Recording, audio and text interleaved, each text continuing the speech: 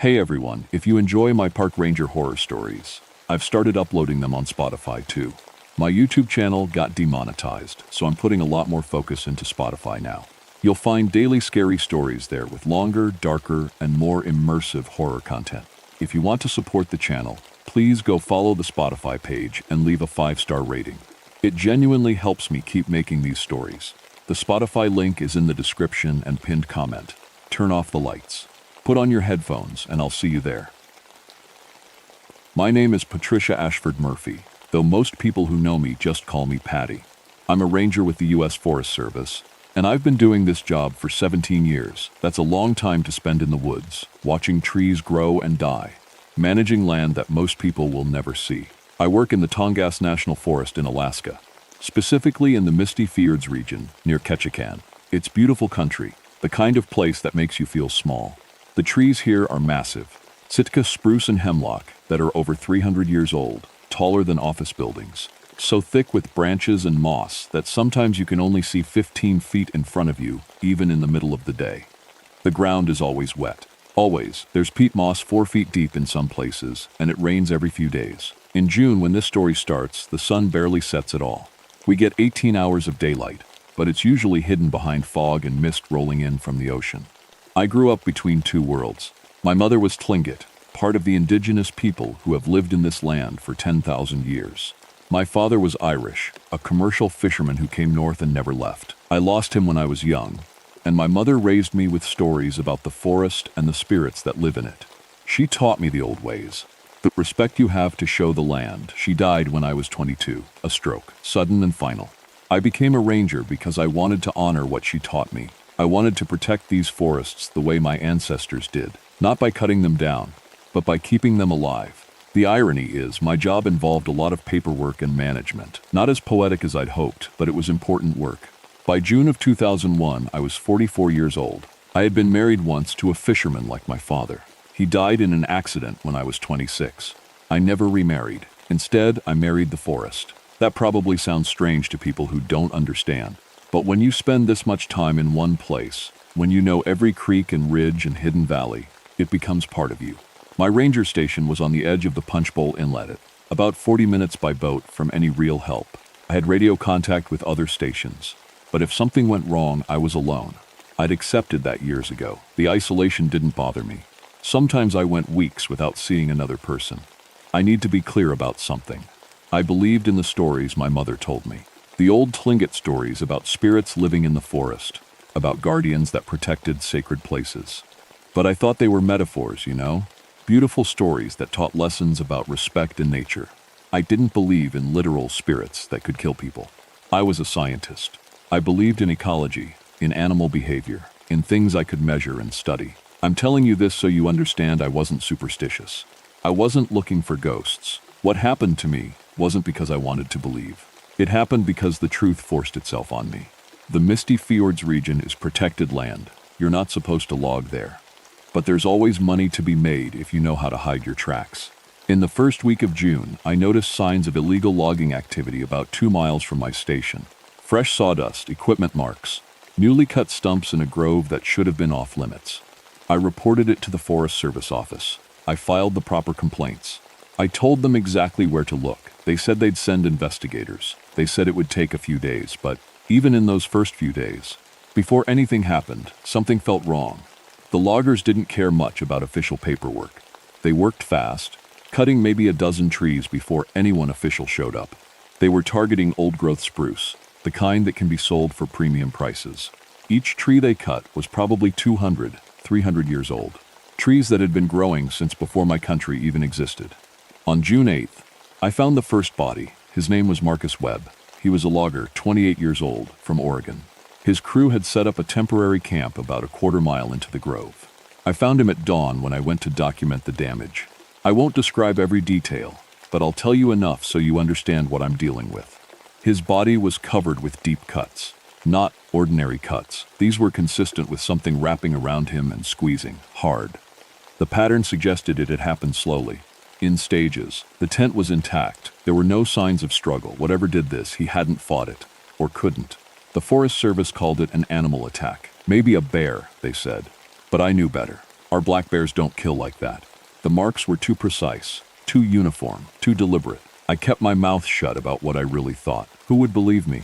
3 days later, they found the second body. Robert Castellano, 34, married with 2 kids. They found him hanging from a massive hemlock, suspended about 8 feet off the ground by thick vines wrapped around his chest and neck. The vines had left deep grooves in the bark of the tree, suggesting they'd been there a long time. But the medical examiner said he'd been dead less than 24 hours. The weird part, and this is what got to me, the vines were gone by the time the investigators showed up. The body was still hanging there, but whatever had held him in place had released him. It was like something had deliberately left him there for us to find, then let him go. The logging company was getting nervous now. 2 deaths in 5 days. The official story was unknown wildlife incident, but the workers didn't believe it. I talked to some of them. They told me things they wouldn't put in official reports. We could hear something moving at night, one guy told me. Not normal animal sounds, more like wet sounds, like something heavy dragging through vegetation. My buddy said he heard voices, another said, in the trees, speaking in a language he didn't understand, but it was singing, kind of, beautiful but wrong. I felt watched, a third man said, and he was shaking when he said it. Not like being hunted, like being studied, like something was curious about us. The third death came on June 12th. The foreman, David Halloway, 42 years old. They found him at dawn in the center of the protected grove, standing in the middle of a perfect circle of tree stumps. The stumps they'd cut that week, arranged in a ring around him. But here's the thing, he wasn't dead yet. He was still alive when they found him, but something was happening to him. His skin had a grayish-green tint. Thin strands of something were visible under his skin, spreading from his legs upward. The medical team said it was a fungal infection, accelerated somehow, spreading through his entire body at an impossible rate. He lived for 3 more days in the hospital before it took him completely. Before he died, he said things, fragmented things. He kept talking about the mother of the forest, about singing in the dark, about being chosen. The logging company packed up that day and left. They just abandoned the whole operation. You don't come back after 3 workers die in a week. Even if you're not superstitious, you leave. But by then, I was already terrified, because I'd started researching. I'd found the old ranger journals in the archives. The journals weren't hard to find if you knew where to look. Forest Service records going back 50 years. And there were entries about this exact grove, about deaths that followed the same pattern. In 1952, 3 workers died. In 1959, 2 workers. In 1966, 4 workers. Every 7 years, almost exactly, someone tried to log that grove. And every 7 years, people died. The last journal entry was from a ranger named Thomas Mackenzie in 1978.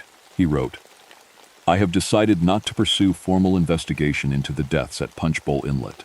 The pattern is clear, and the conclusion is impossible. I have consulted with the Tlingit elders, particularly Elder Harold Tlingit, who confirmed what I suspected. The grove is sacred. It has always been sacred. What lives there is not evil in the way we understand evil. It is protective. The forest is protecting its own. If we do not harvest there, it will not hunt us. That is the agreement. That is the understanding. I have marked this area as permanently restricted. Future rangers should read this entry and understand. Some boundaries exist for a reason. Some things are sacred because they are dangerous. Sacred because they are dangerous." I read those words again and again. I wanted to dismiss it as the superstitious rambling of an old ranger, but I couldn't, because I'd spent 17 years in this forest. I'd felt things that science couldn't explain. I'd found animal remains arranged in patterns too deliberate to be natural. I'd walked through sections of forest where everything went quiet, where the birds stopped singing and the insects went silent, and even the wind seemed to hold its breath. I decided I needed to understand what was protecting that grove. I started asking the Tlingit elders I knew, my mother's people. At first they wouldn't talk about it. It wasn't their place to share, they said. But eventually, old Mary Coey, who was in her 90s and had known my mother, agreed to speak with me. "Your mother knew about the guardian. She told me over tea in her kitchen in Ketchikan. She never would have harvested from that place. No one in our community would. It's been protected for 10,000 years because the guardian will not allow it to be harmed. It is patient most of the time. It waits. But when someone cuts the old ones, it remembers. It remembers every insult, every tree that shouldn't have fallen. And when it wakes, it hunts." "What is it?" I asked. "A spirit of the forest," she said, "very old, older than our people. My grandmother's grandmother was told it came from the land itself. that it grew from the ground like the trees grow. It is the forest's way of protecting itself. How do I stop it? She looked at me for a long time. You don't stop it. You respect it. You keep people away from the sacred place. You honor the boundary. But the boundary had been broken. The trees had been cut. The spirit was awake now, and I could feel it. In the days after the loggers left, I noticed the wrongness spreading. It wasn't just in the protected grove anymore. It was moving through the forest around it. I'd find animal remains arranged in impossible patterns. A deer, perfectly arranged with its bones positioned like an artistic display. A group of ravens, arranged in a circle around a central point. These weren't kill zones. They were arrangements, collections. One night, I heard something moving around my station. Not a normal forest sound. Wet, heavy, patient. I looked out the window and saw shapes moving in the mist. But when I tried to focus on them, they'd vanish. When I turned back to look straight ahead, I could swear they were in my peripheral vision. Just barely there. I didn't sleep that night. I spent the hours reading the old journals, trying to understand what I was dealing with. The thing that terrified me most wasn't the violence. It was the deliberation. Whatever was in that forest, it wasn't acting on animal instinct. It was thinking. It was planning. It was hunting with purpose. By June 18th, I knew I had to do something. I couldn't call in help. Who would believe me? I couldn't ignore it. It was getting closer. So I made a decision that probably sounds crazy. I decided to confront it. I prepared carefully. I brought offerings, traditional Tlingit items my mother had left me. Carved cedar, woven baskets, smudged sage. I wore clothes that would get me through the forest. I brought a flashlight, though I knew it wouldn't help much. And I brought my mother's prayer book, written in Tlingit, with protection prayers she'd taught me. I walked into the sacred grove at dusk on June 18th. The forest was different in there, darker, even with the perpetual Alaskan twilight. The air was thick, harder to breathe. The mist was denser, with a slightly greenish tint that made the whole world feel sick. Every step made sound, the wet ground squelching beneath my boots, my clothes brushing against branches. Sounds that would normally fade into the forest felt magnified, drawing attention. I walked for what felt like hours, but was probably only 30 minutes. Time moved differently in that place. Eventually, I reached the center, a clearing surrounded by the stumps of freshly cut trees. And then the mist moved, not like wind, like something intelligent was pushing it aside. The air grew cold. The smell came first, deep forest smell, but overwhelming.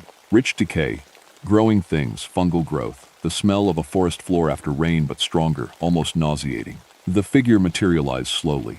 I can't describe it in a way that will make sense, so I'll just tell you what I saw. It was 9 feet tall, maybe taller. Its body was made of the forest. Branches formed a skeleton, held together by vines that moved like muscles. Moss covered everything like skin, thick and wet and dark green. Its hair was made of hanging roots and vines that moved with their own life. Where its face should be, there were fungal growths that somehow formed features, eye-like shapes, something like a mouth, textures and patterns that hurt to look at. It moved like a plant moves, but it could move fast when it wanted to. And it reeked. Not an unpleasant smell, that's what made it worse. It smelled like the deepest, richest part of the forest. Like growth and decay and life and death happening at the same time. It spoke. The voice came from everywhere and nowhere. Sometimes it sounded like wind through trees, sometimes like water running over stones, and sometimes it sounded like words. Ashford, it said, you have the smell of her, the priestess. It was calling me by my mother's name, or rather, referring to my mother. You're the guardian, I said.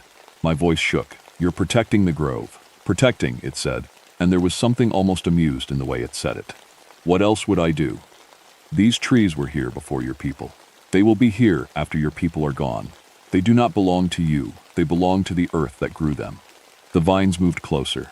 I could feel the air shifting around them. The ones who cut, it continued. They took without asking. They took without respecting. The earth does not allow this. They're gone now, I said. They've stopped. The grove will be protected. Yes, it said. Because I showed them what the earth protects. But you, and here the vines reached closer, wrapping around my legs. You have the blood of my priestess. Your mother knew the way. She taught you. Yet you let them come. You did not stop them. The vines pulled, and I fell to my knees. They were cold and wet and stronger than anything human. I could feel them trying to pull me deeper into the forest, into itself. I opened my mouth and did the only thing I could think of. I started praying, in Tlingit, the words my mother taught me. Ancient prayers for protection, for clarity, for respect. The vines hesitated. I kept praying. I recited every prayer she'd ever taught me. I called on the ancestors. I acknowledged the sacred nature of the grove and the spirit protecting it. I showed respect the way the old people did. Slowly, incredibly, the vines released me. The spirit pulled back. For a moment, I could almost see something like understanding in those fungal eye shapes. "You remember," it said. "You remember the way." "I remember," I gasped. "I will protect it, I promise you. No one will harvest here again." The spirit was quiet for a long moment. Then it said something that I'll never forget. "There are so few humans who remember anymore. So few who understand that the earth is alive, that it speaks, that it protects what is its own." The vines moved gently now, almost cautiously, and began to wrap around my legs one more time. I wanted to run, but I forced myself to stay still. I trusted what my mother had taught me. I trusted in respect and in the old ways. The vines covered my legs, then slowly began to retreat. Where they touched, I felt a burning sensation, like contact with something radioactive. Except instead of heat, it was like contact with pure life. When they finally released me, my legs were covered in painful burns that would never fully heal. The spirit began to dissolve back into the mist. Its last words came as the fog swallowed it completely. "Keep the boundary, protect the priestess's daughter, and remember, some things are sacred because they are dangerous." I made it out of the grove as darkness finally fell for the first time that season. My legs were screaming in pain, blistered and burned. I nearly collapsed twice before I reached my station. I spent the next 3 days treating the burns, though I knew nothing would completely heal them. The skin healed, but the scars remained, permanent marks of contact with something that shouldn't exist. By June 21st, I'd filed official reports recommending the entire Misty Fjords area be permanently closed to all commercial activity. I cited ecological concerns, endangered species habitat, indigenous cultural preservation. All true, but not the whole truth. The whole truth was classified, buried in archives. The official story became dangerous wildlife habitat and increased protection for indigenous heritage sites. The logging company never returned. The workers who survived never talked about what really happened. I think they all went through what I went through, knowing something impossible, but having no way to prove it or explain it. As for me, I kept my promise. I spent the rest of my career protecting those forests. I worked with the Tlingit elders to restore the old boundary markers. We planted ceremonial areas to honor the sacred places. I documented every ecological reason to keep people away, which turned out to be plenty. The forest in that region was thriving like nowhere else, with species diversity and growth rates that made botanists scratch their heads. I still feel the burns on my legs. 17 years later, they still itch on certain days. On those days, I think about the spirit in the forest. I think about my mother and the knowledge she tried to pass on. I never saw the spirit again after that night, but I felt it sometimes. A presence in the forest, watching, patient, waiting. You know what I learned from all this? My mother was right all along. Some things are sacred because they're dangerous. Some spirits are real, and they deserve respect. And some forests remember every tree that falls. Before I retire next year, I'm leaving detailed instructions for the next ranger who takes this post. I'm writing it all down, the history, the patterns, the agreement I made with the spirit of Punchbowl Inlet. The forest is alive. It's always been alive, and it's very, very good at protecting what belongs to it. My name is Richardson Hawthorne, but everyone calls me Rich. I'm 50 years old, and I've spent the last 22 years as a ranger in the gates of the Arctic National Park in Alaska. What I'm about to tell you happened in the late summer of 1996. I've never talked about it publicly before, but I'm getting older, and the truth deserves to be heard. I chose this job because I wanted to disappear, not in the way you might think. I didn't run here to die. I ran here because dying seemed less painful than staying where everyone knew my name and my failures. My marriage had fallen apart. My son wouldn't speak to me. The military had finished with me after 20 years of teaching Arctic survival to soldiers who would probably never need it. So when the Park Service offered me the remote position in Friedman Valley, 120 miles from the nearest town, reachable only by plane or helicopter, I took it without thinking twice. The cabin sits in a vast empty place.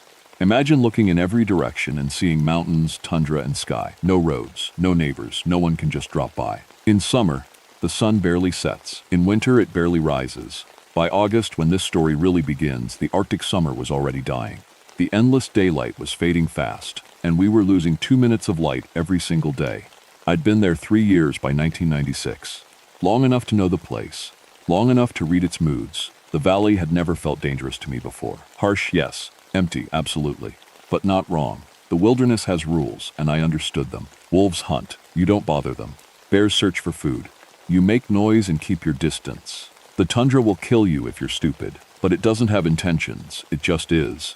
In late August that year, something changed. I noticed it first in the animals. The caribou herds, which usually move through our region in predictable patterns, started behaving strangely. They'd bolt without reason. They'd gather in tight clusters and just stand there, facing one direction, their ears back. The wolves, we had a pack that lived about 10 miles north, went completely quiet. I'd lived here long enough to know wolf sounds. The Arctic is noisy if you listen right. Wind, water, animals calling. But for 3 days, nothing. The silence was wrong. I had a research team with me that year. Christina Ellsworth, a wildlife biologist, David Mulford, a grad student helping with caribou population counts, and a couple of young assistants. We'd set up a camp about 15 miles from my cabin to study predator-prey relationships. I visited twice a week, bringing supplies and checking their work. On August 22nd, when I arrived at their camp, I knew something was bad. David was standing outside, looking exhausted. He hadn't shaved in days, and his hands were shaking while he held his coffee cup. "We have a problem," he said, "a serious one." He walked me to a ridge overlooking a valley they were monitoring. 3 caribou lay there, scattered about 50 yards apart. They'd been dead at least 2 days. Anything that kills in the Arctic doesn't stay long. Other animals eat the bodies, but these 3 weren't touched. That alone was strange. What was stranger was how they'd been killed. "Look at the bodies," David said quietly. The caribou weren't just killed. They'd been carefully taken apart. The hearts and livers were missing, removed with something like surgical precision. The kills weren't messy. They were methodical. I'd seen predator kills before. Wolves rip and tear. Bears slash. This was different. This was controlled. "What predator does that?" David asked. "None that I know," I said. I was lying a little. The truth was, I didn't want to think about what kind of predator does anything like that. "There's more," David said. He showed me tracks near the kill site. Large paw prints deep in the soil. The stride length was impossible. Each step was almost 4 feet. No animal I knew made tracks like that. And mixed with the paw prints were marks I'd never seen before.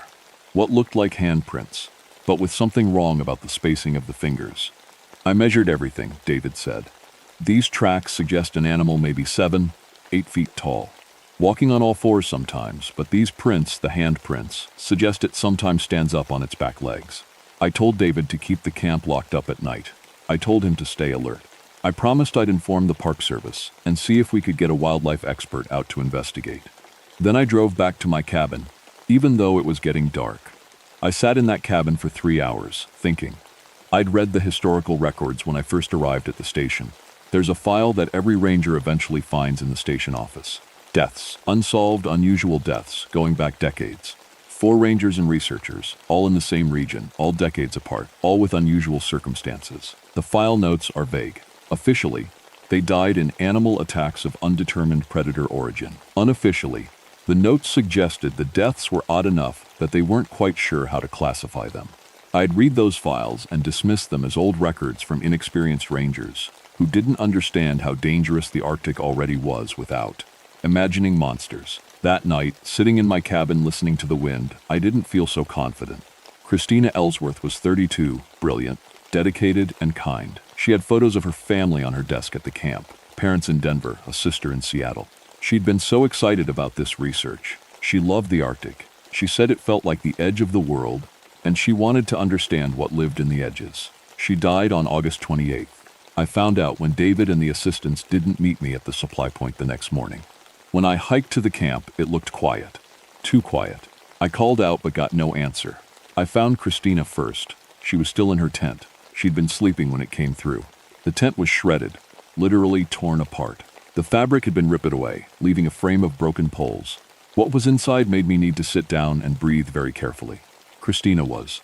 She'd been killed by something with incredible strength and no concern for damaging its meal. But that wasn't what froze my blood.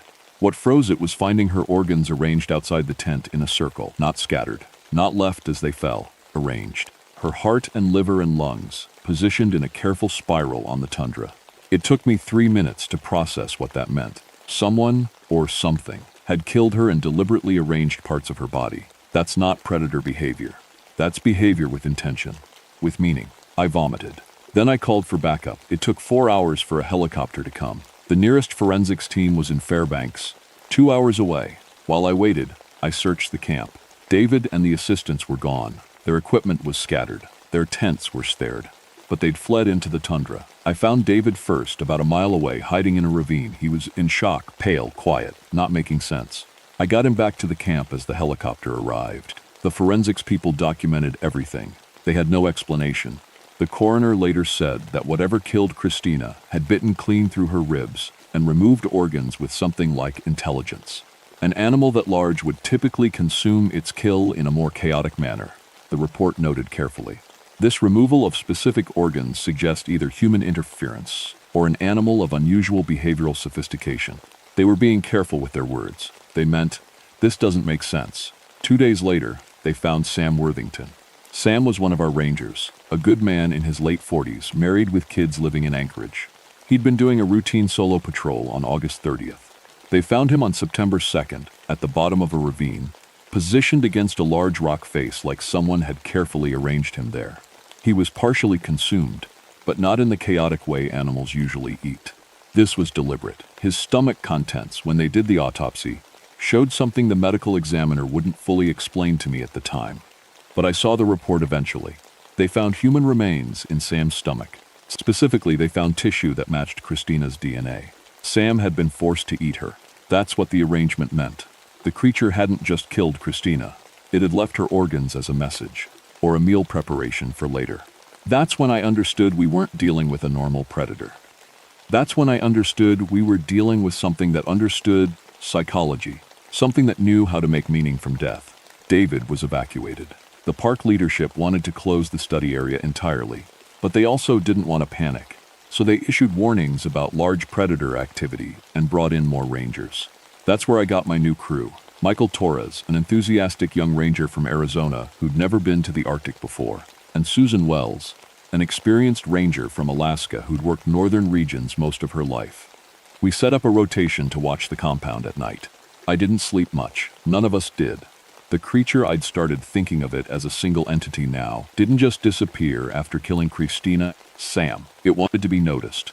It wanted to announce itself. By September 4th, it was circling the compound every night. We'd see tracks in the morning, large, impossible tracks walking around the perimeter. They'd circle the main cabin, the storage shed, the radio tower. Sometimes there would be scratches on the walls, gouges deep enough that you could fit your fingers in them, at a height of 8 feet. One morning we found a deer carcass placed directly in front of the cabin door, not killed nearby, placed, deliberately left for us to find. Its organs were arranged the same way. Susan started keeping a rifle with her at all times. I didn't argue with her. Michael looked terrified, which was reasonable. I was terrified too, but I had experience managing fear. On September 5th, it tried to breach the compound. I remember the sound first, a howl that I'd never heard anything produce. It wasn't wolf sound. It wasn't any animal I knew. It had almost human quality, except no human throat could make those frequencies. It made your teeth hurt to hear it.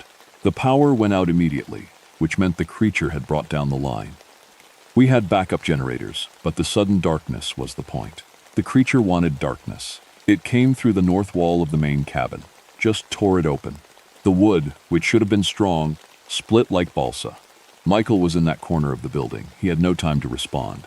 The creature reached through and pulled him out into the night. He screamed, "God." The sound of a person understanding in that instant that they're about to die. And then he was gone.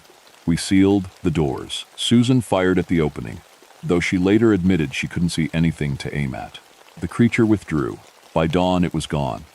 Michael's body was found the next morning, arranged in the center of the compound, organs positioned in the same spiral. A message, a claim. That was September 6th.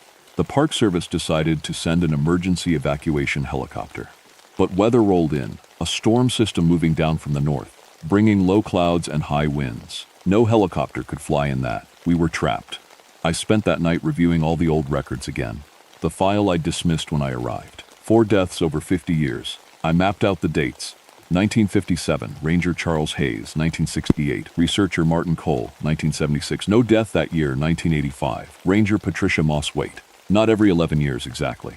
Let me recalculate. 1957 to 1968, 11 years, 1968 to 1985, 17 years. But maybe something happened in 1976 that wasn't reported as a death. Maybe someone... Survived, 1985 to now. 11 years. If the pattern was real, we were in the window. And if the pattern held, the creature was here specifically because of the calendar. Because of hunger on a schedule. I called Susan and told her my theory. She listened without interrupting. So you think it comes back every 11 years to kill someone? She asked. I think it hunts on a cycle, I said. And we're in the cycle. Then we need to leave, Susan said. We need to try that evacuation. But the weather wouldn't clear. We were stuck until September 8th at the earliest, according to the forecast. The creature had already taken 3 people. It had made its intentions clear. On September 7th, it appeared during daylight. Susan and I were outside doing inventory, maybe 50 feet from the cabin. We both saw it at the same time, standing on a ridge about a quarter mile away. It was tall, maybe 8 feet, standing on 2 legs. The shape was wrong, too many angles, proportions that didn't match any animal I knew. Even from that distance, I could see features, antlers that spread like a crown, something like a snout, but with intelligence in the face. Real intelligence. It looked at us. I swear I felt it looking at us. It was appraising, judging. Then it opened its mouth and made a sound, not quite a howl. Something between a roar and a scream, but with structure to it, with something almost like words. It was the most disturbing sound I'd ever heard because my brain wanted to understand it. Wanted to believe it was language. Then it turned and moved back into the tundra, moving with a strange loping gait that covered ground impossibly fast. That was it, Susan said quietly. That's the thing. We went inside and locked the doors. By September 9th, the weather cleared. A helicopter could arrive by afternoon, but we had one more night. I made a decision that probably seems insane in retrospect. I decided to track it. Susan told me not to go. She was right to tell me not to go. But I couldn't just sit in that cabin waiting for it to come back. I couldn't wait for it to decide whether we lived or died based on its hunger schedule. I had a rifle, supplies, and a tracker's knowledge of the land. I had to try. If you're not back by dawn, I'm calling the evacuation early, Susan said. If I'm not back by dawn, get out, I said immediately. Don't wait for me. I followed the creature's tracks into the tundra. This was stupid. I knew it was stupid. But I've learned that sometimes you have to face the thing that frightens you, even when facing it might kill you. The tracks led north, toward the valley where the research camp had been. The creature was leading me deliberately. I understood that. It could have circled back and attacked me any time. It could have ambushed me from the rocks. Instead, it left a clear trail, almost like an invitation. It took me 3 hours to reach the valley. By that time, the Arctic light was getting strange, not quite dark, not quite light. That eerie twilight the Arctic gets in late summer.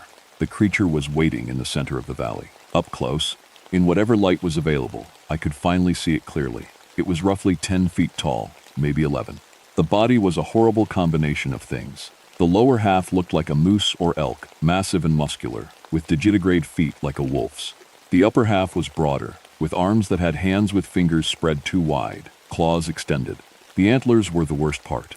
They spread 6 feet or more, but the points were arranged in an unnatural pattern, not the symmetrical crown of any normal ungulate. Its face combined predatory features with something intelligent, eyes that knew things, a snout with visible teeth. But in those eyes there was recognition, understanding. This creature wasn't an animal. It was something that had been human once, maybe, or something equally aware. It smelled like old blood and something else, something like ozone, like electricity, like winter at the end of the world. You came alone, it said. The voice wasn't from its mouth exactly. It was the howl again, those multi-layered sounds, but my brain translated it to words. It was speaking in a language beneath language, concepts arriving in my mind as meaning rather than sound. Why? I asked. Because you understand this place, it said. Because you came here to be broken, and the Arctic is breaking you properly. Because you are alone like I am alone, and hunger recognizes hunger. I raised my rifle. It didn't move. The gun will not harm me, it said. Bullets slow me, confuse me briefly. But I have eaten your kind for longer than your kind has written things down.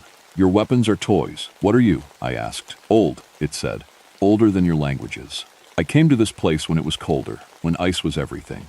The small peoples here, they knew to fear certain valleys. They told stories about the thing with too many teeth, the hunger walker. But your kind, modern kind, you don't listen to stories. You come to the Arctic thinking you are conquering it. I teach you that you are not. Why kill them? I asked. Why not just kill me? Because I am not finished teaching, it said. Your people think they are alone, think the Arctic is empty. I am making them remember that some places are not theirs. Some seasons belong to older things. It took a step toward me. I fired. The rifle report echoed across the tundra. The bullet hit it in the shoulder, and it screamed. That awful, multi-voiced scream, and the creature actually stumbled backward. I fired again. Once, twice, 3 times. Each bullet struck, and each time the creature made that terrible sound and moved backward. Go, it roared, its voice shaking. Go from this place. You have earned passage. Your blood bought it. And then it was gone. It didn't run exactly. It moved backward and just wasn't there anymore. Like it had stepped through a door I couldn't see. I stood there shaking, the rifle still raised, waiting for it to reappear. But the valley was empty except for me and the wind. I ran.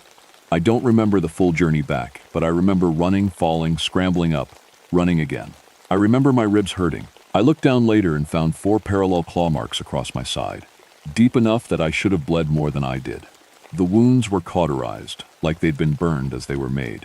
The creature's claws were burning cold. I made it back to the compound at dawn. Susan was ready to launch the emergency evacuation.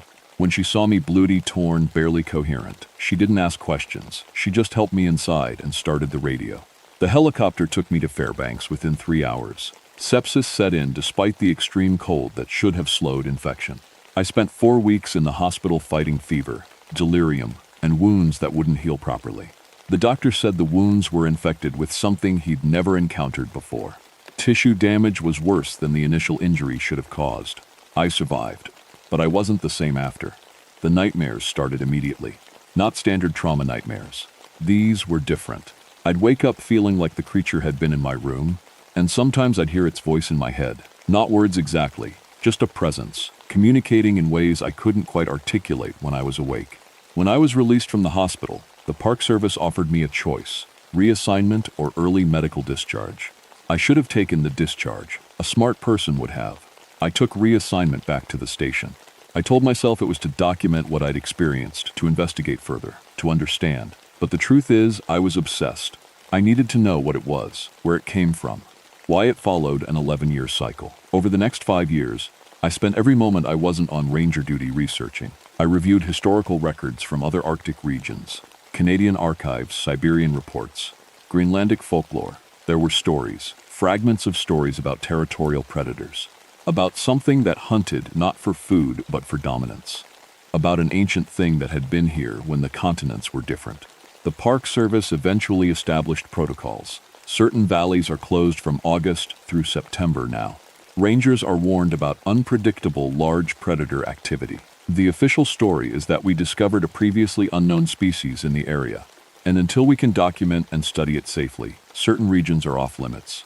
The truth sits in a sealed file in the main office. I wrote down everything I could remember and submitted it with official recommendations for permanent closure of the hunting ground valleys during late summer. The file is classified. Occasional rangers find it and read it and dismiss it as one old ranger's paranoia. I took early medical discharge in 2001 due to permanent mobility issues from my injuries. I was 55 years old. I'm retired now, living in a quiet town in interior Alaska, as far from the Arctic as I could get, while still being in the same state. I still have nightmares. I still sometimes hear that voice in the wind, and every year in September I feel a pull to go north, like it's calling. Like some part of me still belongs to that valley. They say the cycle continues. The next predicted incident would be around 2007. I won't check. I don't need to know if I was right about the pattern. All I know is this: the Arctic has rules older than we understand. Some places are hunting grounds. Some seasons are dangerous because something there claims them. The gates of the Arctic don't open and close with weather. They open and close on a schedule measured in years. And behind those gates is a hunger that remembers when the world was ice and cold and belonged only to old things. If you ever go north, into the deep wilderness, and you see tracks that don't match any animal you know, hear that sound that might be wind or might be something else. Keep moving towards civilization. The Arctic tests you. The question is whether you survive the testing or become the next territorial marker it leaves behind. My name is William Karsgaard, but everyone calls me Bill. I'm 47 years old, and I've spent the last 20 years as a ranger in some of the harshest places on Earth. Right now, I'm stationed at Wrangell Seat, Elias National Park in Alaska, which sits on top of the Bagley ice field, the biggest chunk of ice in North America outside of Greenland. I know ice. I know mountains. I know what kills people in these places, and I know how to stay alive. Or at least I thought I did. I need to tell you about my brother first, because it matters. His name was Thomas. We were climbing together in 1982. Both of us roped to the same line when he fell into a crevasse, a deep crack in the ice. I was there. I heard him fall. I tried to pull him out, but the rope went slack and I couldn't reach him. By the time we got help, he was gone. The glacier had him. I never found his body. After that, I became obsessed with understanding glaciers. I studied ice formation, avalanche patterns, crevasse movement, everything. I told myself I was just being professional, but really, I was trying to understand what had taken my brother. The ice became my life. I learned it better than most people learn their own homes. My wife, Sarah, says it's why our marriage is like frozen ground, hard and cracked. She teaches at the school in Glenallen, about 90 minutes away. My daughters, Emma and Kate, are 15 and 13. They barely remember what their dad looks like when he's not covered in snow. Sarah used to complain about it.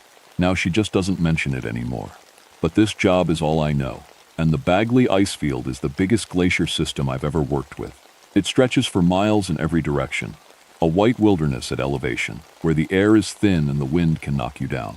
In the summer, which lasts maybe 8 weeks, the temperature gets as high as 15 degrees above zero. The ice melts, creating streams and small lakes. The crevasses shift and change. The place is never stable. That's important to understand. Glaciers move. They're not frozen in place. They flow like slow rivers of ice. Crevasses open and close. The surface changes. Nothing is predictable except that it's always moving, always deadly. In July, I had a team of 4 people with me. There was Marcus Webb, my research assistant, a smart kid, 24, fresh out of college. There was David Chen, our porter, a quiet man in his 50s who'd worked these mountains for 20 years. There was Dr. Sarah Morrison, a glaciologist from the university in Anchorage. And there was me. We were camped near the Guyot Glacier, on a plateau surrounded by ice on 3 sides. The weather that July was weird. Normally the wind up there is fierce. It never stops. But there were days when the wind just quit. Complete silence. In a place like the Bagley, silence is wrong. The ice cracks and groans. Water flows through channels underneath. Something is always making noise. On July 10th, I noticed something odd while doing my morning ice survey. There were patterns in the glacier face. Patterns that looked deliberate. It sounds crazy, but I'd walked past that same glacier for 6 months, and I would have noticed if they were always there. The ice had formed shapes that looked almost like a face. A child's face. I didn't say anything to the team. I told myself it was just how the sun was hitting the ice, creating shadows that looked like features. The human brain does that, finds faces in random patterns. It's called pareidolia. I've seen it 1,000 times before, and I laughed at myself. But that night, I didn't sleep well. The next morning, I found footprints near the camp. They were in the snow outside my tent. Human-sized. Small steps, like they belonged to a child or a small adult. They led from the edge of our camp area toward a crevasse about 200 yards away. I followed them, knowing it was stupid. I should have called the others first. But something made me follow them alone. When I reached the crevasse, the footprints just stopped. There were no signs that anything had jumped or fallen. The snow around the edge was smooth and undisturbed. It was like the person wearing those boots had just walked to that spot and disappeared into the air. I was standing at the edge of that crevasse, looking down into darkness when I heard it. A sound like wind through ice cavities, but shaped almost like a voice. It might have been calling my name. I turned around and ran back to camp. That afternoon, Marcus came into my tent looking pale. He said he'd seen something moving across the ice field, a small figure running toward the eastern peaks. He thought it was one of us at first, but when he called out, it stopped moving and turned to look at him. Then it was gone, just like that. Vanished. Probably a reflection, I told him. But I didn't believe it. That's when I noticed something else. Marcus had frostbite on his left hand and left side of his face. Nasty. Dark patches that meant tissue damage. Real frostbite. But he was wearing proper gear, and it was only 15 degrees out. Frostbite in those conditions takes time. It takes exposure. It shouldn't happen to someone wearing protective equipment in the afternoon. When did this happen? I asked him. I don't know, he said, confused. Maybe 5 minutes ago. I was warm, and then I just wasn't. But I moved away from it, and it got better. He was describing being in an extreme cold zone, not ambient temperature, something colder. A place where the temperature dropped so far that exposed skin started dying in minutes. But there wasn't any such place. Not on our map. Not anywhere an unmapped cold spot should exist. Stay in the tent, I told him. Do not go outside unless you're with someone else. That evening, David didn't come back from his supply run. He'd gone to inventory the food stores in the cache tent, a structure we kept about 300 yards from the main camp. The cache tent was built strong, with layers to protect food from wind and wildlife. It took about 40 minutes to do a full count. After 2 hours, I started to worry. After 3, I sent Dr. Morrison to check on it. She found him in the cache tent. He was standing in the corner, eyes open, not moving. His skin was white. When she tried to move him, he was stiff. Cold had killed him. Not the normal cold of the Bagley, but something else. Something that had frozen him solid from the inside out. The autopsy, which had to be done in Anchorage 3 days later, showed the worst thing I've ever heard a doctor describe. David's internal organs were frozen. His core temperature was 60 degrees below zero. His heart was ice, but the tissue around him wasn't that cold. The freezing was internal, like something had gotten inside him and turned him to ice from the inside. The official cause of death was extreme cold exposure in remote location. The report went into a file. The case was closed. David's family was told he'd fallen into a crevasse during a routine supply check. That was a lie. I was there. I knew what happened, even though I couldn't explain it. But that's when the gifts started. The next morning, we found ice sculptures arranged in a circle around the main camp. They were small, maybe 6 inches tall, and carved with incredible detail. One looked like a seal, another looked like a mountain goat. The last one was shaped like a person lying down, like a body.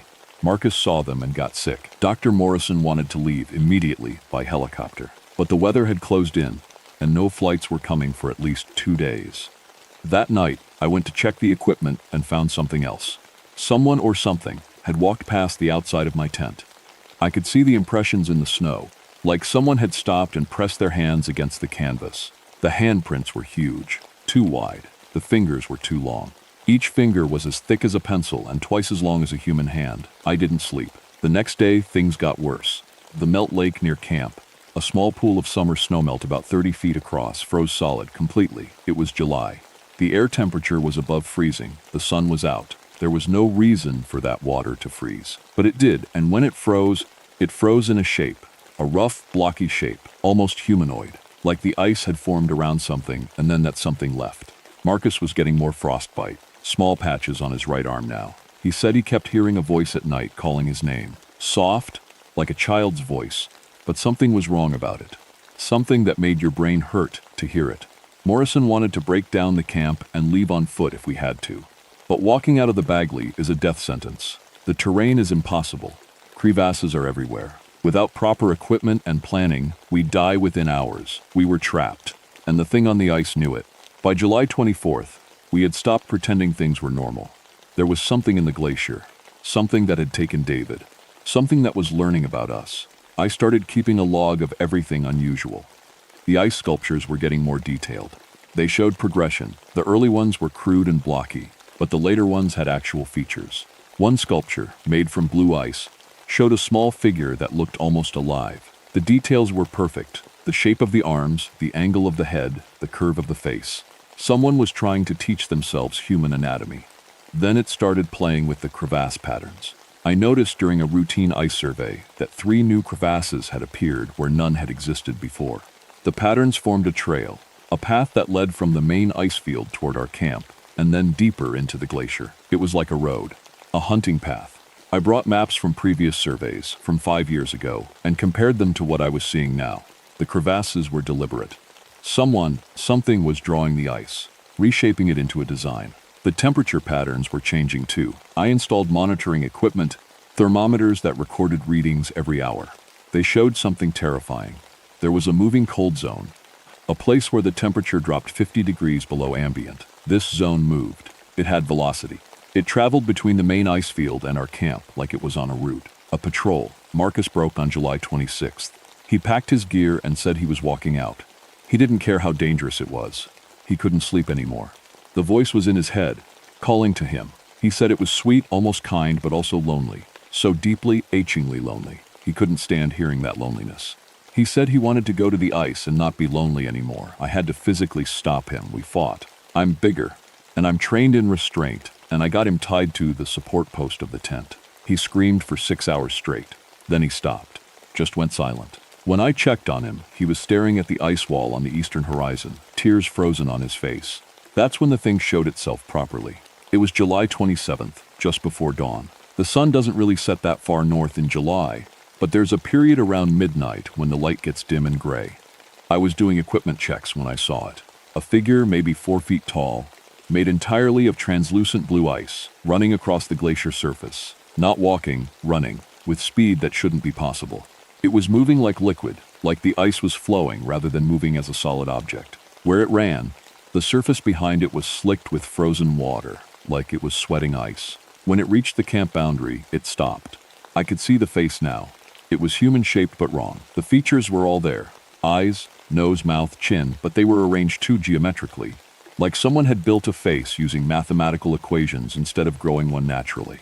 The eyes were hollow, just cavities in the ice, but inside those cavities was light. A blue, cold light. It looked at me. Then it raised one hand and waved, slowly, a child's gesture. I couldn't move. Something about that wave, the innocent, curious, desperate gesture, froze me worse than the cold ever could. This thing was a child.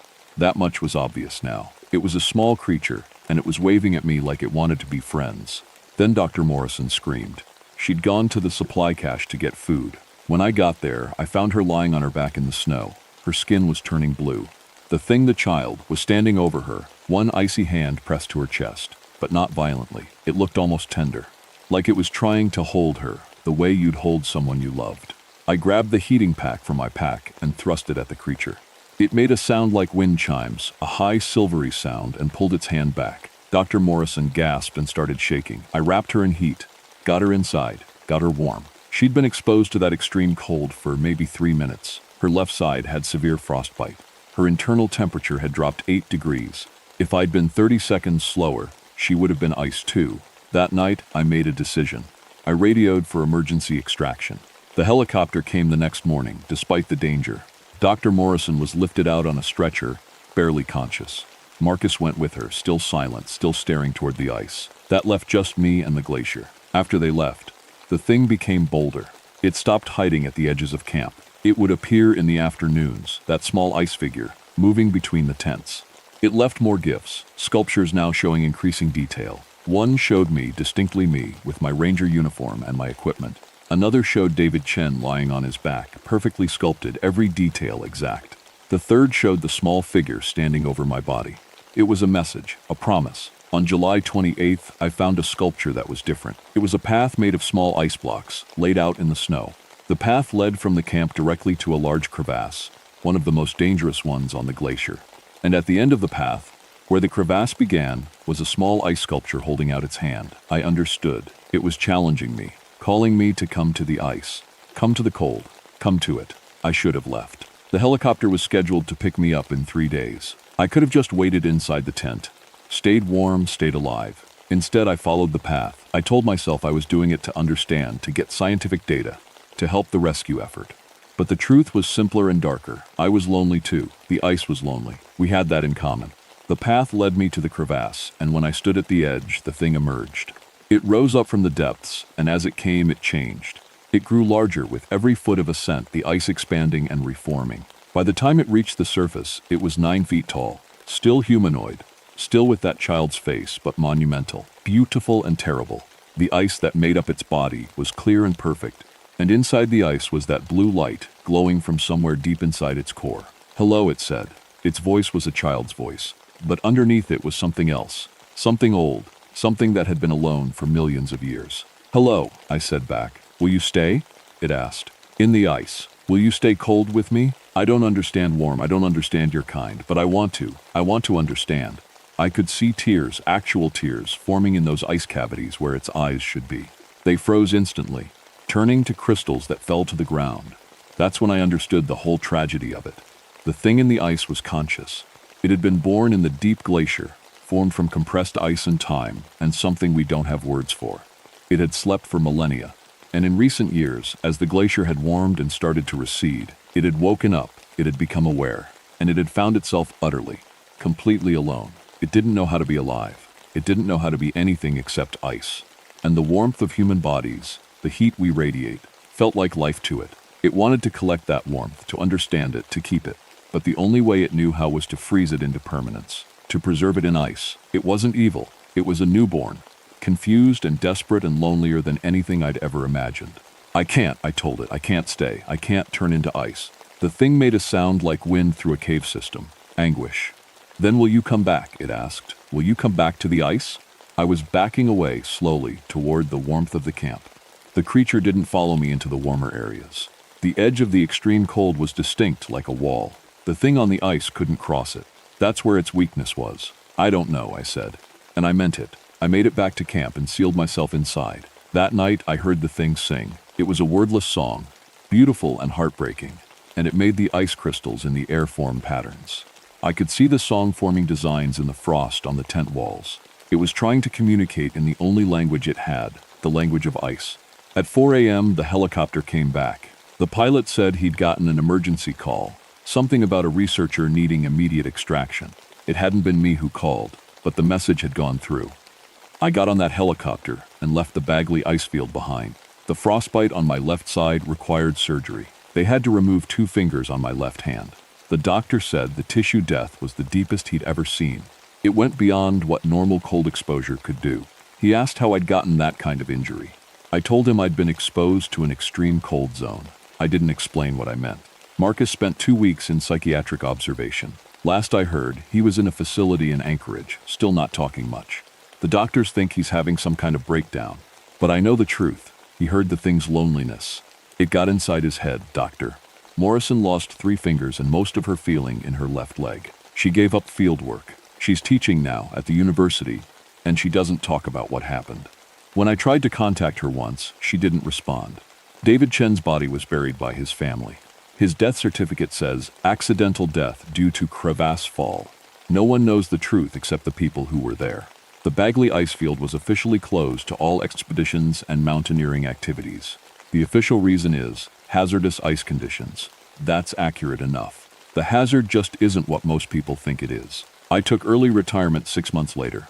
My hands weren't stable enough for mountaineering work, and honestly, I couldn't go back out there. Not yet. Maybe not ever. But here's what I believe, and I'm writing this down because someone needs to know. The thing in the ice is still there. It's still awake. It's still conscious, and as the glaciers keep melting, as the world gets warmer, it's going to get more desperate, more lonely. It's going to grow in power as it tries to understand the thing that's destroying its home. We think of glaciers as dead, as empty, as just ice and rock. But maybe they're alive in ways we don't understand. Maybe they can develop awareness. Maybe that child in the ice is the future, the thing that happens when a glacier wakes up and finds it's dying. I don't think it's evil. I think it's afraid. My wife asked me once, after everything, what I learned. I told her. I learned that monsters are just lonely things that nobody understands. And maybe they should be left alone. She didn't respond to that. But sometimes, on the coldest nights, I stand by the window and feel the cold against the glass. And I wonder if the thing in the ice is doing the same. Standing on its glacier, looking down at the valleys, wondering if it's ever going to stop being alone. I hope someone, someday, will find a way to help it, before it gets desperate enough to do something worse than collect the bodies of people who get too close. Because that creature, that ice child, is still learning, and every year, as the glaciers recede, it's learning faster. My name is Helen Prescott, and I've been a park ranger for 19 years. Before that, I was in the Navy. I'm not someone who believes in things that don't make sense. I believe in evidence. I believe in what you can measure and test and explain. That's the kind of person I am, and I think that's important to understand before I tell you what happened in Kenai Fords. I'm 46 now. My hair went gray a long time ago, and I don't bother hiding it. I run every morning, even in Alaska, where the cold makes your lungs hurt. I live in a small cabin on the coast near Seward, and I've never been married. I keep my personal life simple. That's not because I'm unfriendly. It's because I like to think clearly, and complicated people create complicated situations. The reason I left the Navy is a story I keep private. Let's just say I reported something dangerous, and the Navy didn't want to hear it. They gave me a dishonorable discharge. The official reason is sealed, but I didn't break. I found another way to serve, and the National Park Service took me on. I've spent nearly 2 decades managing the coastal zones of Kenai Fjords, and it's been the best work of my life. The park is in Alaska, about 2 hours south of Anchorage if you're flying.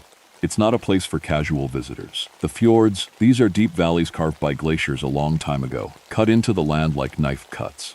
The walls rise 1,000 feet straight up, covered in dark evergreen trees. At the water level, You have tidewater glaciers that crack and calve icebergs the size of houses. The water is ice cold, even in summer.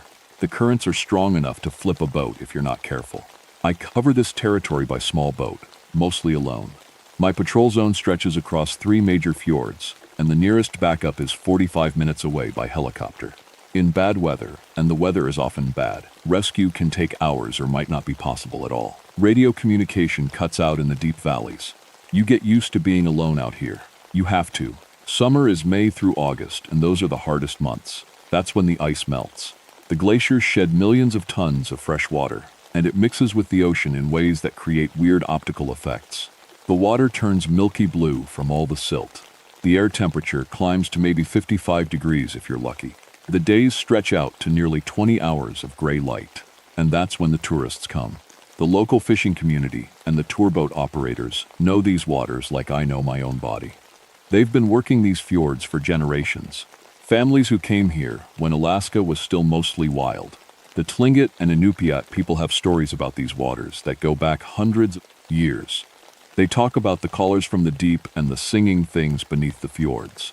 These are not stories meant to scare kids. These are warnings passed down in families because people died. In all my time here, I'd never really thought much about those stories. I'd heard the old shipping logs mention sonar anomalies and strange disappearances, but that was probably just bad weather and mechanical problems. That was what I believed in May. I believed in evidence. I believed in science. I believed that everything had an explanation if you looked hard enough. I was wrong about a lot of things. The first sign came on a morning patrol in early May. The weather was clear, which was rare. I was checking on a family of sea otters that I monitor every spring. The water was calm. Too calm, actually. There was no wind, and the glaciers were quiet. You'd usually hear the low rumble of ice shifting. But this morning, everything was silent. I cut the engine of my patrol boat and drifted. The water was that strange milky blue, and I could see maybe 30 feet down before it went opaque. I was making notes about the otters when I felt the temperature drop. Not the air temperature. I mean the boat itself felt colder. The metal rails went from cool to actually cold, the way ice feels in your hand. I've been trained to notice details. It's part of being a good ranger, so I noticed, but I didn't understand what I was noticing. The water beneath the boat started to glow, just barely. A faint phosphorescence. It lasted maybe 10 seconds, then it stopped. The otters were gone, not just from sight, they'd vanished. They'd been there 5 seconds before, and then they weren't. No splash, no sound, just gone. I didn't write that down in my official report. I thought I'd imagined it. On May 15th, the fishing boat Sarah Marie didn't come back to port. 5 crew members were on her, all experienced fishermen. The boat was modern and well-maintained. When they didn't radio check in at sunset, the Coast Guard got involved. I helped with the search. We found wreckage off Resurrection Bay 3 days later, scattered across about a mile of open water. There was no oil slick, which was strange. Fishing boats carry a lot of fuel. When they sink, you see it. But what we found was harder to explain than debris and dead fuel. The hull had been destroyed. That was the word the Coast Guard officer used. Destroyed, but not from the outside. The damage was inside the structure, like something had come up through the bottom of the boat and torn it apart from within. We never found bodies. The official report said it was probably a whale strike. Orcas, killer whales, have been known to attack boats, though it's rare. Humpbacks are big enough to cause serious damage if you hit them wrong. That's what they said. That's what they wrote down. But nobody who looked at that wreckage believed it. 3 weeks later, the tour boat Kenai Explorer hit something in the water, or something hit it. 40 passengers and 6 crew members were aboard. It happened around noon, in clear weather, in a busy area with other boats nearby. Everyone who survived the incident described the same thing. The water started boiling around the boat, not from underneath, but from all directions at once. The tour guide, a man named David Chen, who I knew, said it looked like something massive was rising around them. And then passengers started to see things in the water. 4 people fell overboard. The captain tried to move the boat to get away, but things grabbed at the passengers as they struggled in the water. People on deck said the things in the water were shaped like dolphins, but they were huge and they had arms. Arms like human arms, but longer, with something like fingers. By the time the rescue boats arrived, the 4 missing passengers were gone. The Kenai Explorer had scratches along its hull, deep gouges that looked like they were made by claws, but arranged in a pattern that was too deliberate, too organized. That's when I started paying attention. The Coast Guard sent a rescue swimmer named Marcus Williams. He was young, maybe 25, and he'd trained for exactly this kind of thing. They had to search the area, make sure there were no other survivors. Marcus went down in scuba gear. He found something in the water. To this day, nobody knows exactly what. He surfaced about 20 minutes later, alive, but there was something wrong. His eyes were moving back and forth very fast. His breathing was irregular. He wouldn't speak. They had to sedate him just to get him out of the water. I visited Marcus in the hospital in Anchorage.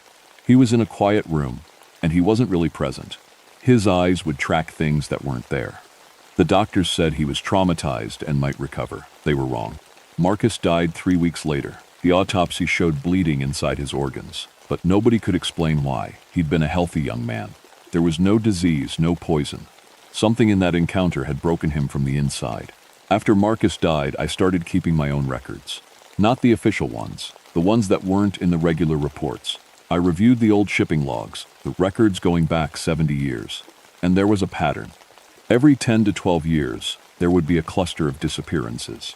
A few boats would go missing in the summer months, and then it would stop. The incidents would be forgotten, written off as accidents or storms. But it happened, regular as a clock. And they all happened in the same areas, the deep fjords where the water was darkest and coldest. The incidents came faster after that. On June 2nd, a fishing crew reported singing coming from beneath their boat. They said it was distorting their compass, making them confused and dizzy. They said the crew members were feeling a strong urge to go overboard. That's the exact word the captain used, urge, like something was calling to them. I was on patrol nearby, so I responded first. By the time I reached them, 2 crew members were already in the water. I pulled them out myself. They were hypothermic but alive. The other 2 crew members I pulled from the boat seemed confused, like they were waking up from a dream. The singing stopped as soon as I started moving toward the area where it was coming from. One of the rescued men, a fisherman named Tommy Valdez, who'd been working these waters for 30 years, grabbed my arm when I was wrapping him in a thermal blanket. His hands were shaking. "It was beautiful," he said. His eyes were unfocused. Whatever it was beautiful. It didn't want to hurt us.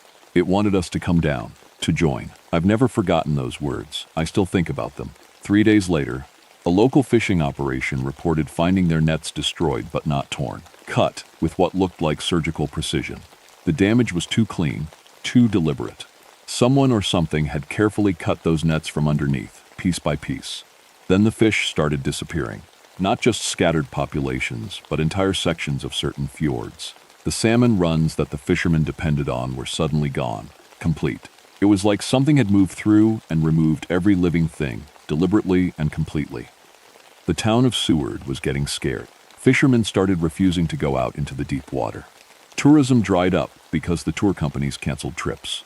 The economy of the whole region started to collapse. People needed answers, and the authorities didn't have any. I was spending 18-hour days on the water, documenting everything, trying to understand. I was recording underwater sounds with equipment borrowed from the university in Anchorage. I was interviewing survivors. I was reviewing maps and trying to figure out if there was a pattern to where these things were happening. That's when I first saw one clearly.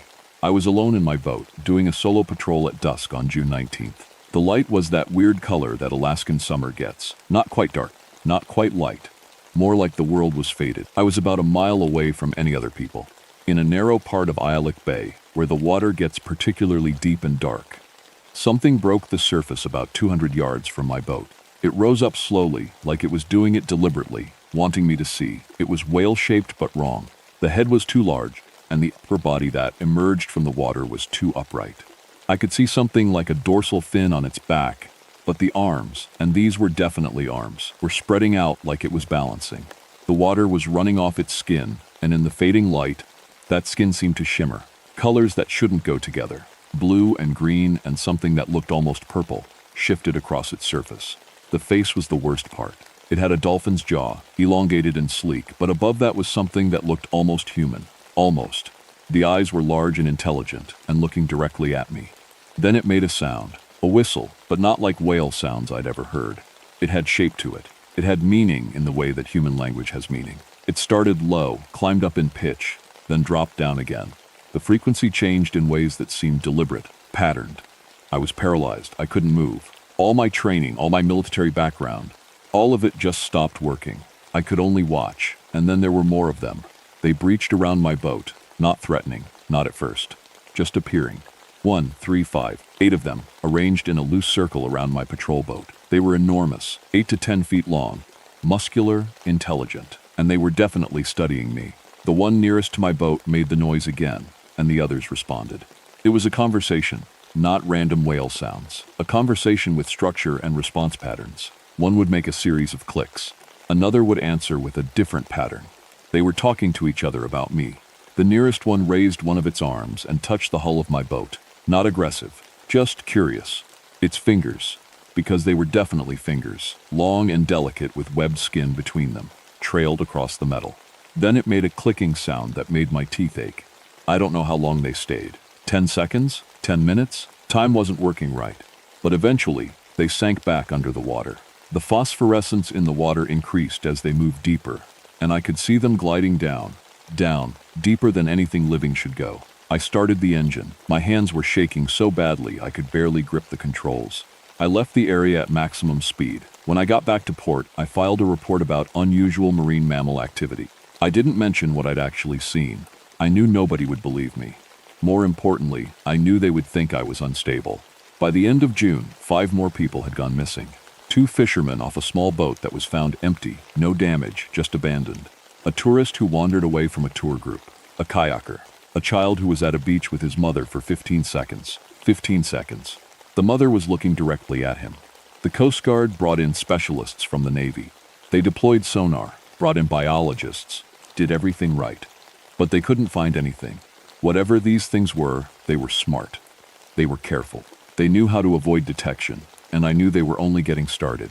By early July, I'd made some decisions that the other rangers probably thought were crazy. But I'd been a Navy officer. I'd made hard calls before. I decided I was going to try to make direct contact with these things. Not to hunt them, not to hurt them, but to understand them. Everyone told me not to. The Coast Guard ordered me not to. My supervisor said I'd be fired. But the truth was, I was the only one who'd actually seen them and lived. I was the only one getting closer to understanding. On July 10th, I took my patrol boat into the deep part of Resurrection Bay alone. I had equipment to record whatever happened. I had a radio, though I doubted it would work in the deep water. And I had the knowledge that I was about to do something that might kill me. But I also had the knowledge that these things weren't trying to kill everyone. They were selective. They were hunting, yes, but they were also communicating. And maybe, just maybe, there was a way to communicate back. I cut my engine about half a mile into the fjord. The light was still on because it was summer, but it was the lowest light of the day. The water was calm, almost too calm. And then I heard that singing from beneath. It started quietly, like it was coming from very far away. But it got closer, louder. My equipment picked it up. Complex harmonic patterns that rose and fell in what almost seemed like emotional waves. And underneath those harmonics, I could hear what sounded like human speech, distorted, coming through cetacean vocal cords, but shaped like language. Words. They were using words. Help, the sound seemed to say. Help us, help, calling, need, and then the water erupted. They came up from everywhere at once. The full pod, all 8 of them, breaching around my boat. This time I could see them in better light.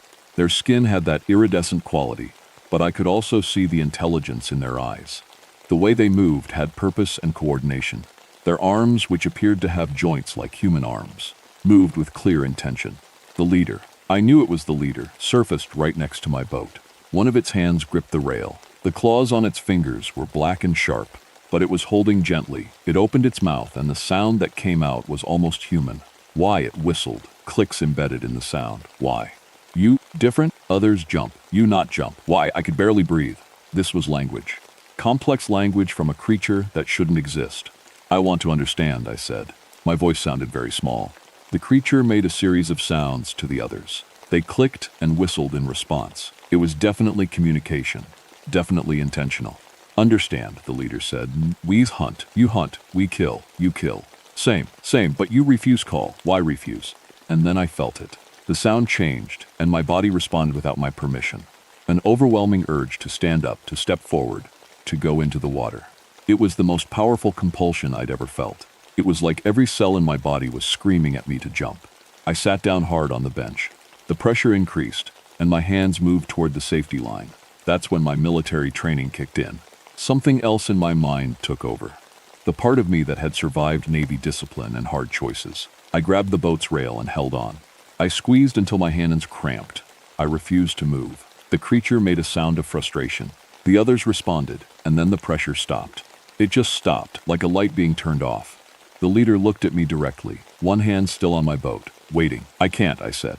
"I have work to do. I have a life." The creature was silent for a moment. Then it made a series of low sounds, almost mourning sounds. The others joined in, and the effect was haunting. It sounded like grief. "We have work too," the leader said slowly. "We have life, but we... drowning. In your waste, in your noise, in your world. When we call, you must hear. When we sing, you must come. This only way we survive. This only way alone." And suddenly I understood. They weren't hunting for cruelty. They were hunting for communication. They were so intelligent, so aware, and they were so alone. The only way they could reach humans was to make us become like them. In the water, where they could touch us, where we might, for a moment, understand. They were trying to rescue us from being incomprehensible to them. "I understand," I said. The creature made a sound that might have been acceptance. It pulled its hand away from my boat. The leader turned, and the others gathered around. They began to sing, and this time it wasn't compulsion. It was beautiful, complicated and layered and heartbreaking. It was the sound of something trying to speak across an impossible distance. Then they sank back under the water. The phosphorescence traced their paths downward, and I watched until they disappeared into the darkness of the deep fjord. I was alone again, but I was changed. 3 days later, I made a recording. It's part of the classified file now, but I wanted to document what I understood. Here's what I said. These creatures are intelligent, possibly as intelligent as humans. They've been living in the deep fjords for longer than we've kept records. They communicate with each other through sophisticated language. They understand cause and effect. They teach their young, and they're desperate. The killings aren't cruelty. They're a language we don't understand. They've tried everything else to reach us. They've sung. They've shown themselves. They've tried to teach us how to survive in their world. The only response they ever get is fear. I believe they're attempting first contact. 2 weeks after my solo contact, the Park Service, working with the Coast Guard and the national government, made a decision. Certain fjords in Kenai would be declared permanently off-limits to civilian traffic. Tour boats would no longer be allowed in those areas.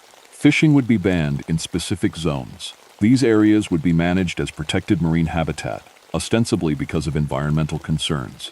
The real reason was different. We were creating a space for them, a place where they could exist without being hunted, without being studied, without having to communicate through killing. It took years for the official story to settle into place. But that's what happened. The disappearances stopped. People eventually went back to living their lives. Seward rebuilt its economy. The legend of the sea monsters faded into local folklore that tourists laughed about. The creatures stayed in the deep. I retired from the Park Service 5 years ago. The hearing problems I developed, constant ringing in my ears from that sonar contact, made some aspects of the job impossible. The doctors called it tinnitus from PTSD, and I didn't correct them. Before I left, I documented everything I could. All my research, all my recordings, all my theories. It's classified now, sealed. It won't be released until long after I'm dead, if it ever is. But I left a final message in my report for whoever might come after me, whoever might have to guard those deep fjords and the intelligence that lives in them. They're still down there, still alive, still trying to understand us. If you ever hear singing from beneath your boat, don't run, don't jump, just listen. Just acknowledge that something intelligent is looking at you across the vastness of what we don't understand about this world. Some doors, once opened, can't be closed. We opened one in Kenai Fjords. That's not necessarily a bad thing. It means we're not alone in this world. It means intelligence is stranger and more beautiful and more tragic than we ever believed. Don't kill them. Don't hunt them. Just leave them space to exist. Some of them are mourning still for the ones we took. Let them have their grief. It means they loved. It means they cared. Respect that. And if you ever hear the singing, remember this. On the other side of that sound is someone trying to tell you something important. Someone is drowning in loneliness and reaching out the only way they know how. Listen to them. That's all they want, just to be heard. My name is Michael Thornton, but everyone calls me Mick. I'm 53 years old, and I've worked as a ranger for the National Park Service for 26 years. That's more than half my life spent in mountains, in wilderness, in places where most people won't go. I work in Denali National Park up in Alaska, specifically I manage the northern wilderness, the high country around Kantishna, where peaks push above 6,0 feet and the cold doesn't ask permission before it arrives. People sometimes ask why I chose this job. The honest answer is that mountains choose you, not the other way around. When I was 25 years old, I was a different person. I was a climber, really good at it. I had a partner named James Reeves. We did climbs together that most people only read about. One winter day in 1989, we went up a peak in the Cascades. There was an avalanche. James was caught. I wasn't. I stayed with his body for 6 days. Alone. That's a long time to sit with someone who's dead because of snow and gravity and the simple, stupid fact that we climbed that day. No magic. No mystery, just physics. After that, I stopped being a climber. I became a ranger instead. I figured if I understood mountains, really understood them, if I learned how they kill, maybe I could stop it from happening again. Maybe I could be the person who goes in when others can't. Maybe I could save someone the way I couldn't save James. The divorce came later. My ex-wife wanted me home. My son wanted a father who showed up. I wanted the mountains. We didn't fit anymore. Now I live alone in a ranger station 92 miles from the nearest town, up a rough dirt road that only works half the year. I like it that way. The quiet, the cold. The way Denali makes you remember that you're small. The station sits in a valley, and the ridge line rises up behind it like a wall. In October, my favorite month, the trees start dying, the first snow comes down, and the daylight shrinks. You get maybe 10 hours of sun. The rest is shadow and starlight. October 1st is when I notice the ravens acting strange. Ravens are smart birds. They're supposed to fly around and look for food and do normal bird things. But these ones, they gather on the ridge. Just sit there, watching, not moving, not calling, just watching. Something got them spooked. I radio to the main office that morning. The dispatcher, Sarah, laughs. It's October, Mick. Everything gets spooked when the temperature drops. She's not wrong. But it bothers me anyway. Ravens don't get scared of cold. They've got feathers thicker than most things can bite through. I've learned to trust my gut about the mountains. By October 8th, the ravens are gone. Just vanished. The ridge looks empty. That's worse somehow than them watching. That's also when David Strahan stops radioing in. David wasn't a ranger like me. He was a mountaineer, the kind that shows up to climb peaks for the challenge, for the story, for the thing that pulls at your chest when you're looking at a peak and thinking about standing on top of it. He had a permit to climb Cathedral Mountain, which is one of the higher peaks in the Kantishna district. Beautiful mountain, steep, dangerous in October, but not impossible. Have you seen Strahan? Sarah's voice crackled through my radio that evening. I was heating up coffee, single-serve kind. My whole life fits in spaces this size now. No radio contact, I asked. Last check-in was this morning at 9. He said something about heading up higher. Then he said, Sarah paused. He said something about seeing a shape on the ridge, but his radio cut to static. Shapes on ridges, that's normal. Rocks, shadows, wind pushing snow around. I'll head out in the morning, I said. Weather's clear for tomorrow. What I didn't say was that my gut was screaming at me, not because a climber was late. Climbers are late sometimes. Weather changes. Plans change. No, it was something else. It was the wrongness of the silence. The ridge had stopped sounding like it always did. No wind sounds. No shifting ice. Just nothing. Like the whole mountain was holding its breath. That night I barely slept, and when I did, I dreamed about standing on a ridge and hearing James calling my name. The search team arrived by helicopter the next morning. Sarah came with them, along with 2 other rangers I knew from the main station. We met on a flat area near the base of Cathedral Mountain and started the climb at 11 a.m. It was cold, maybe 15 degrees. The sun was bright, which was good and bad. Good because we could see.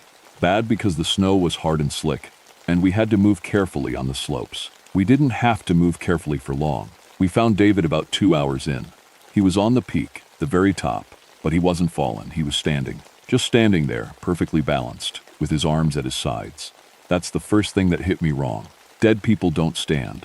Gravity doesn't work that way. If he'd fallen from above and died, he would have tumbled. If he'd climbed up there and had a heart attack or something, he'd have collapsed. He was standing. His face was frozen with an expression I'd never seen before. Not pain, not fear. It was like he was looking at something beautiful and terrible at the same time. Jesus, Sarah said, and I saw her turn away. The other rangers didn't move. They just stared. I did what I trained to do. I checked for a pulse. His skin was cold, colder than it should be even in this weather. Much colder. No external injuries, I reported. My voice doing the professional thing. The thing that lets you function when your brain is screaming something is wrong. What killed him? One of the rangers asked. That was the question nobody could answer. The coroner came up the next day. She looked at David for maybe 30 seconds before she started talking about internal hemorrhage. Massive bleeding inside his body, but no cuts. No bruises, nothing outside that would cause it. It's like his insides exploded, she said, and then she looked uncomfortable for saying it out loud. What could cause that? Sarah asked. The coroner shook her head. Extreme impact, falling from a great height, being hit very hard by something. But there's no evidence of any of that. She also mentioned something else. Something that made me stop listening for a moment. His blood is crystallized in his veins, she said quietly. I've never seen that before. Not from cold, from something else. We got David down the mountain that afternoon. The official report said he'd fallen. Case closed. But the case wasn't closed. On October 10th, Ranger Thomas Jacobson went out to document the scene for the report. Against protocol, he went alone. Everyone was tired. Everyone wanted to think it was just a tragic accident, so we let him go. He came back 6 hours later, walking like a drunk man, talking to people who weren't there. We found him wandering about 4 miles from Cathedral Mountain, confused about where he was. His lips were blue. His tongue was swollen. His eyes weren't focusing right. Extreme dehydration, the coroner said when she checked him over. But how? In this cold? People don't. He said he was only out for 2 hours, Sarah interrupted. He knows he was only out for 2 hours. But we knew better. The sun had moved across the sky. It had been 12 hours. Thomas didn't remember the 6-hour gap. When I asked him what he'd seen, what he'd done, he just shook his head and looked at the ground. There was something, he whispered. Something on the ridge. I remember looking at it, and then it was getting dark. We evacuated Thomas to the hospital. They kept him for observation, but there wasn't anything physically wrong. Just that gap in his memory. Just that terror in his eyes. That's when I stopped thinking this was an accident. Emma Whitfield was a contractor doing structural assessment on the old mining cabins. She was supposed to spend a week documenting what could be salvaged. She made it 2 days before she broke radio silence with a voice that didn't sound like Emma anymore. There's something on the ridge opposite my camp, she reported, her voice shaking. It's just standing there. It's been standing there for 6 hours. What does it look like? I asked. Pale, she said. It's pale, like bone. Like something made of white stone. It's not moving. It's just watching. Could be a person, another climber, Sarah tried over the radio. No, Emma said. No, it's not a person. We tried to get her out of there. But the weather turned fast. It does that in Denali in October. Clouds rolled down like someone pulled a blanket over the mountain, and visibility went to 0. By the time the weather cleared enough for us to fly in, Emma had completely shut down. She wouldn't speak, wouldn't move much. Just sat in her camp and stared at nothing. The look in her eyes, I've seen that look before, only once, on James's body. Like something had just stopped inside her. Around the same time, our equipment started failing. The radios first. You'd hear someone talking, and underneath their voice, there was this static. Not normal static. This was like something breathing underneath the words. I could almost make out patterns in it, like it was trying to say something in a language I didn't know. Then the thermal cameras. They were showing heat signatures where nothing should be hot. On the ridge, on the rock faces, places where nothing living should be. The GPS units got weird too. They'd show our coordinates drifting across the map in ways that made no sense. 1 minute we'd be at the ranger station, the next the GPS would place us 5 miles north. Magnetic interference, the tech guy said when we reported it. There's rock formations that can do that. Maybe. But it didn't feel like rock formations. It felt like something was messing with us. Then we found the bodies. I was checking the old crevasse system near the mining district. Standard survey work. When I noticed something. A crevasse that shouldn't have been accessible had something frozen inside it. I rappelled down. There were 4 of them. Positioned exactly like David Strahan. Standing, frozen, drained. The coroner determined they'd been there for decades. 1957, 1963, 1994. 5 people dead, spread across 40 years, all with the same marks of internal hemorrhage, all drained of blood, all positioned the same way, all with expressions that looked almost peaceful. This is a serial killer, Sarah said, but I could hear she didn't believe it. Serial killers need to hide bodies, I said. This thing doesn't hide, it displays them. We found the symbols next. They were carved into the rocks in a pattern around the hunting ground. Symbols that looked old, really old, but fresh somehow, like they were being recarved regularly. They formed a boundary, a territory line. The local Athabascan elder, who came up by helicopter at my request, looked at them for a long time. My people stopped coming here in October hundreds of years ago, she said quietly. The stories say something hunts here, something that was here before us, something that remembers when we were prey instead of hunters. What is it? I asked. The old stories call it the mountain walker. It only comes in autumn. Every 5 to 7 years, it takes someone. It marks its territory so we know where not to go. She pointed at the symbols. These mean this is its place, do not enter. We had entered, and it had noticed. October 20th was clear and cold.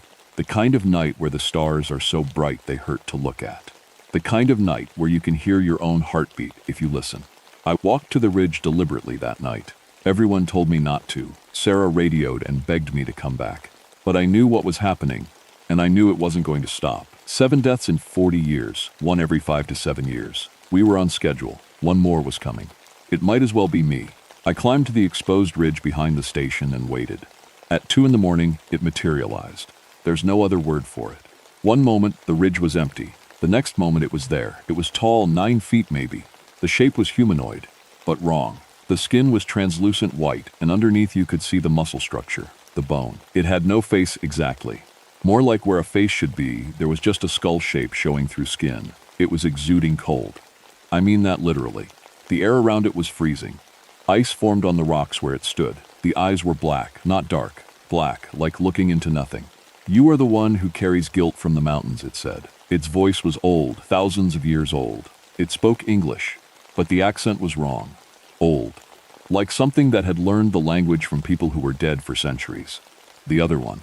The one who was with you when the snow fell. I taste your sorrow. It has been feeding you for 24 winters. What are you? I said. We are the old hunters, it said. We remember when your kind was prey. We remember the before time. We hunted on these ridges when your ancestors were learning to make fire. It took a step closer. Will you join us? Will you finally rest and hunt with us? Your burden will end. Your guilt will end. You will remember what it is to be the predator, not the prey. And then it showed me something. James, my partner, my guilt. Standing on the ridge beside the creature, looking at me with eyes that said, come. It's better here. The pain stops. Just come. I felt my legs moving. I couldn't stop them. My body was walking toward the creature, toward James, toward peace and an end to 24 years of carrying a dead man in my chest. But something in me, the part that's been trained to survive, the part that's learned how mountains kill, that part pulled the flare gun from my jacket. I fired. The flare shot past the creature's shoulder and burned its arm. For a moment, nothing happened. Then the creature screamed. The sound wasn't human. It was the sound of wind torn apart. It was the sound of avalanches. The scream hit the peak behind me and I actually heard, rocks breaking. Loose. The creature's arm was regenerating. The burned flesh was knitting back together like someone was filming it backwards. And the creature was moving toward me, not walking, just covering space impossibly fast. I ran. Down the ridge, down into the valley, down toward the trees. Behind me, I could hear it calling my name. It called James's name too, over and over in that ancient voice. But when I reached the forest, the dense trees, the shelter, it stopped following. I could see it standing at the edge of the tree line, at the boundary of open ground, just watching, calling, but not crossing. I sat under spruce trees and shook so hard my teeth hurt. The creature called through the whole night. By dawn, when the sun came up, it was gone. But I could still hear my name in the wind. They evacuated the northern wilderness sector that afternoon. Official reason, unstable geology, avalanche danger. The area is closed now, permanently. There's a fence, though I doubt the fence matters to something that can move the way it does. The bodies stay in the crevasse, sealed. The case files stay classified. The rangers who were here get transferred, and people who ask too many questions get quiet suggestions to accept promotions elsewhere. I took early retirement. I'm 53 now, but I feel 90. My hair has white streaks it didn't have 6 months ago. I don't sleep well. I don't climb anymore. I don't go anywhere near mountains.